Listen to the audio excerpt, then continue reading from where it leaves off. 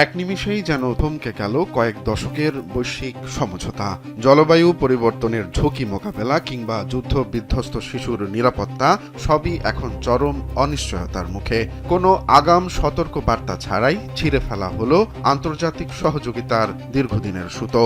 বিশ্ব রাজনীতিতে এমন এক নাটকীয় ও চরম সিদ্ধান্তের কথা জানিয়ে তোলপাড় সৃষ্টি করেছেন মার্কিন প্রেসিডেন্ট ডোনাল্ড ট্রাম্প। বুধবার রাতে হোয়াইট হাউস থেকে জারি করা এক বিশেষ স্মারকলিপিতে জানানো হয়, জাতিসংঘ সহ ৬৬টি আন্তর্জাতিক সংস্থা থেকে নিজেদের পুরোপুরি প্রত্যাহার করে নিচ্ছে যুক্তরাষ্ট্র।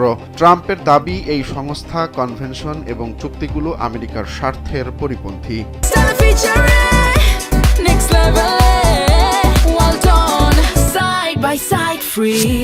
এই তালিকায় রয়েছে জলবায়ু পরিবর্তন বিষয়ক আইপিসিসি, ইউএনএফসিসি এবং মা ও শিশু স্বাস্থ্য নিয়ে কাজ করা ইউএনএফপি এর মতো অতি গুরুত্বপূর্ণ প্রতিষ্ঠান। শুধু অংশগ্রহণই নয়, এসব সংস্থায় সব ধরনের মার্কিন অর্থায়নও পুরোপুরি বন্ধের নির্দেশ দেওয়া হয়েছে।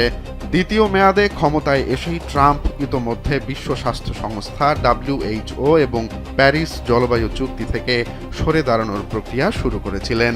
উল্লেখ্য, WHO এর মোট বাজেটের প্রায় 18% অর্থায়ন আসে যুক্তরাষ্ট্র থেকে, যা বন্ধ হলে বৈশ্বিক স্বাস্থ্যসেবা ব্যবস্থা বড় ধরনের সংকটে পড়বে।